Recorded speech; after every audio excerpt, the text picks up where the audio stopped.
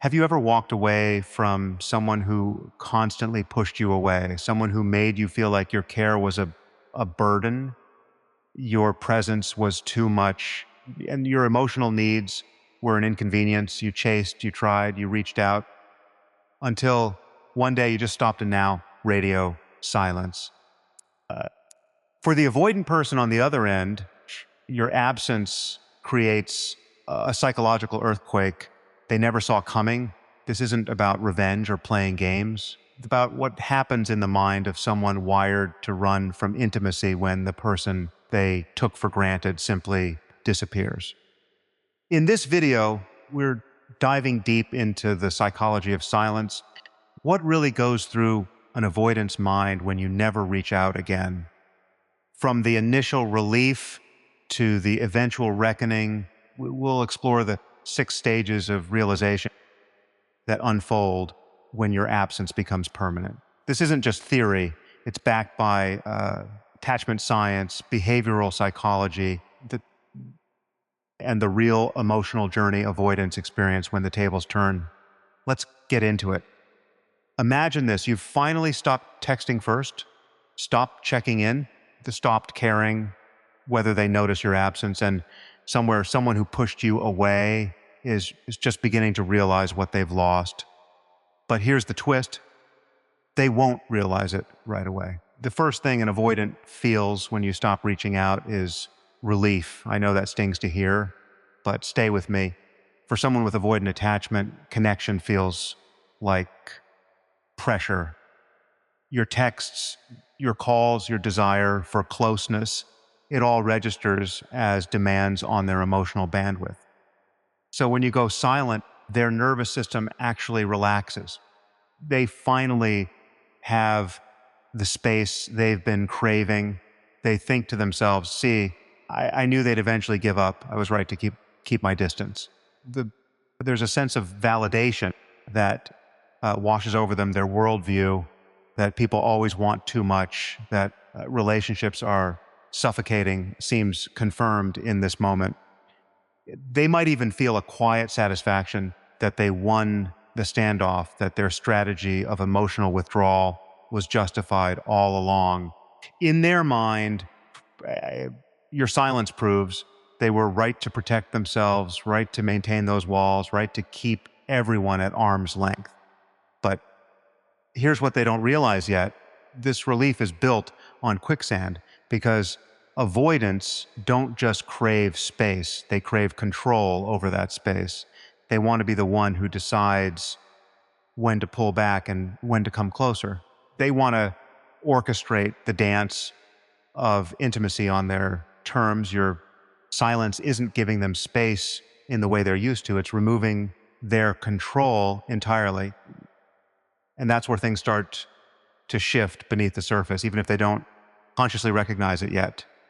Days pass, then weeks, and something strange happens that they never anticipated. They start noticing your absence in the small moments, in the cracks of their daily routine. A song that reminds them of you comes on the radio. A meme they'd normally send your way appears on their feed. A frustrating day at work happens. And there's that moment when you would have been the one they vented to, even if they acted like they didn't need it at the time. This is what psychologists call the phantom limb effect in relationships.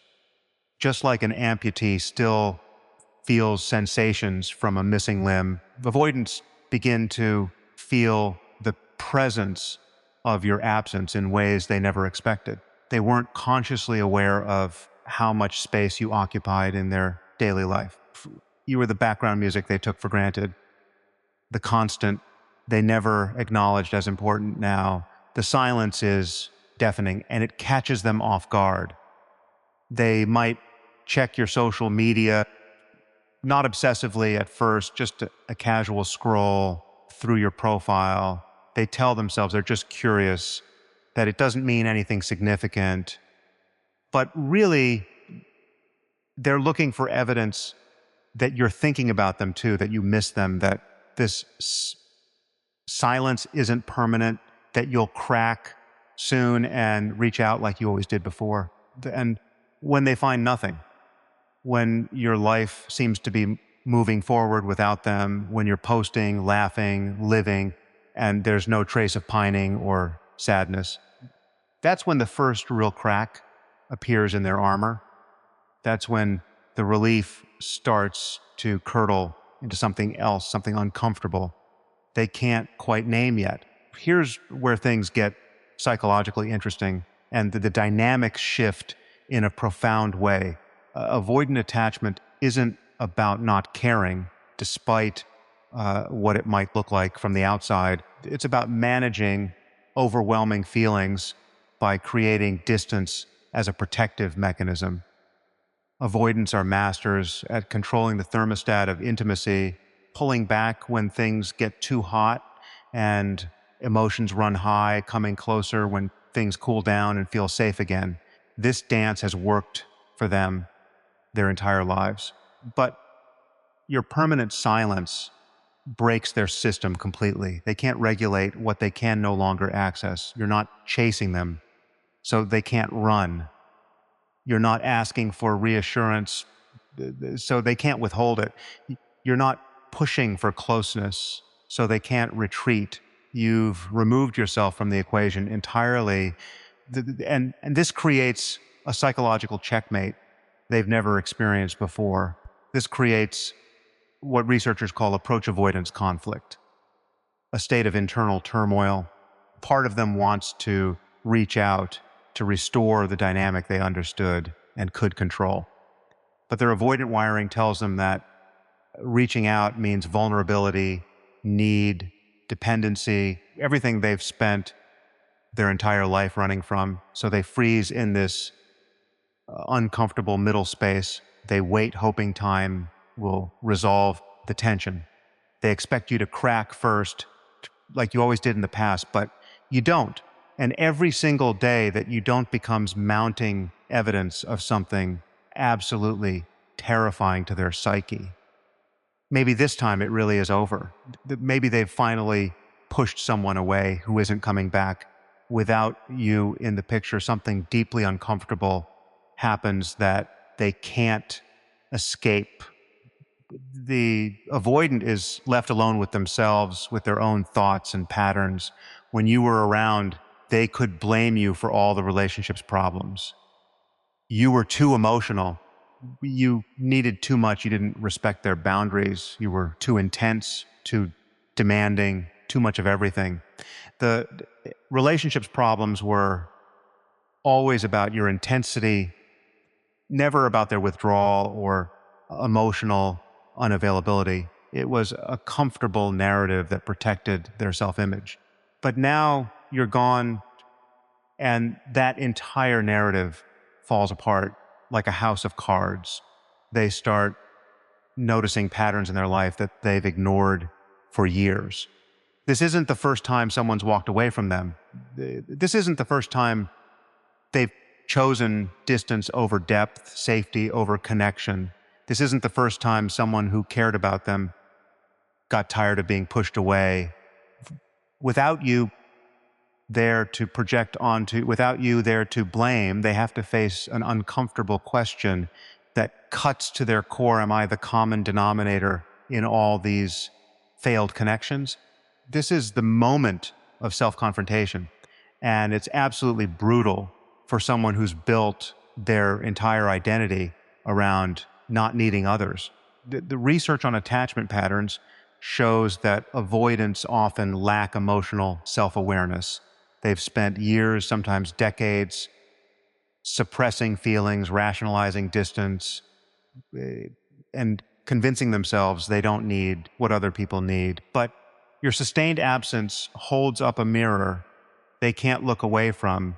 Some avoidants will numb this discomfort with distractions, throwing themselves into new people, work projects, hobbies, anything to avoid sitting with these feelings. But the question lingers underneath it, all like a persistent echo. Did I ruin something real because I was too scared to try? Here's what most people don't understand about avoidance, and it's crucial to recognize this. pattern.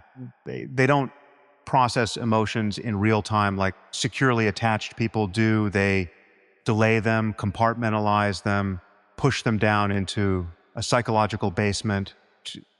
When the relationship ended or when you stopped reaching out, they didn't grieve in that moment. They rationalized it away with logical explanations. They compartmentalized the loss into a neat box. They moved on, or so they thought, appearing completely unaffected to the outside world. But grief doesn't disappear just because you ignore it. It waits.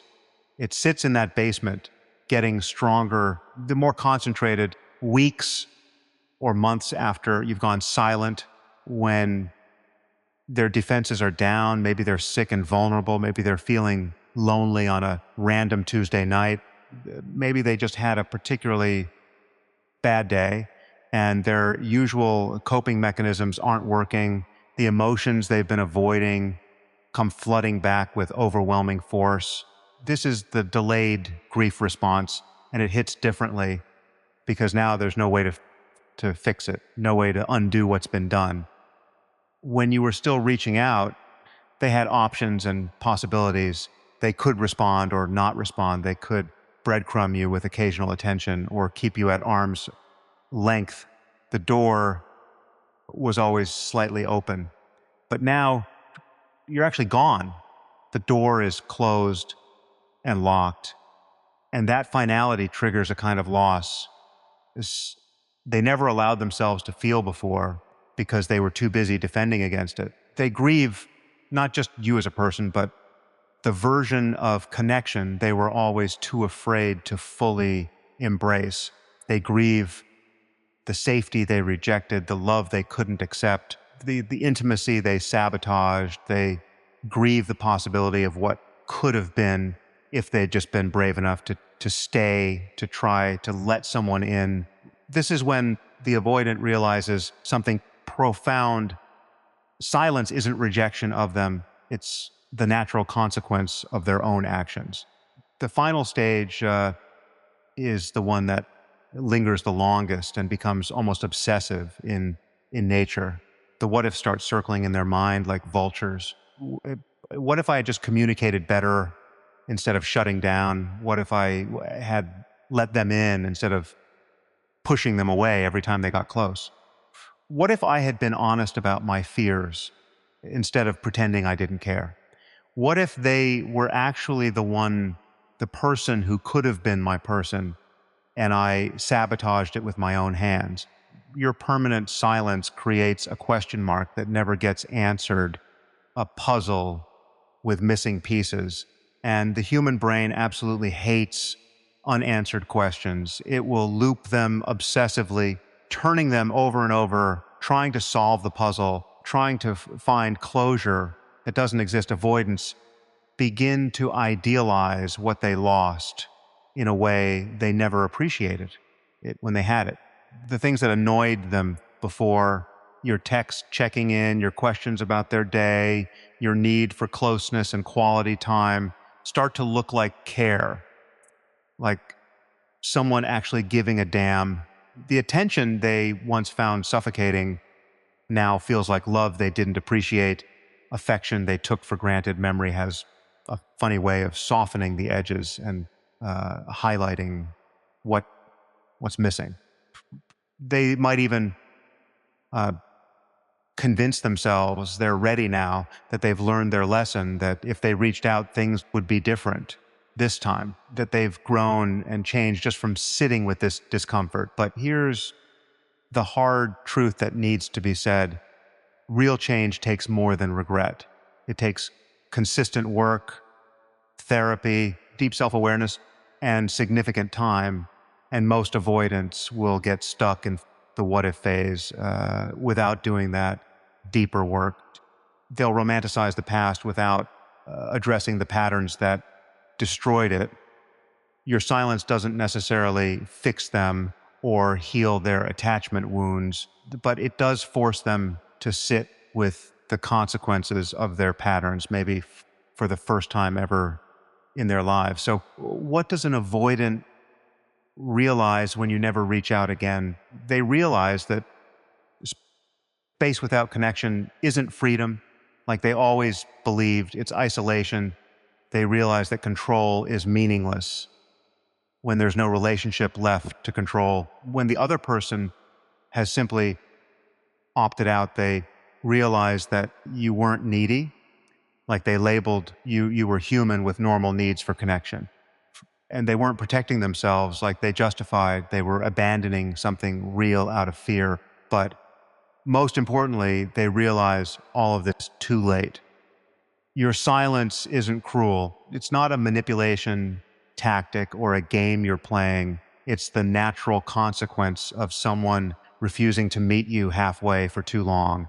And sometimes the most powerful thing you can do is absolutely nothing. If you're the person who walked away, know this in your heart. You didn't give up. You chose yourself. You chose your peace over their chaos. You chose your emotional well-being over a one-sided dynamic, and that's not something you should ever apologize for. If this resonated with you, hit that like button and subscribe for more deep dives into attachment psychology and relationships. Drop a comment and let me know, have you ever gone silent on an avoidant? What happened? Let's talk about it. And remember, your peace is not negotiable. Protect it. See you in the next one.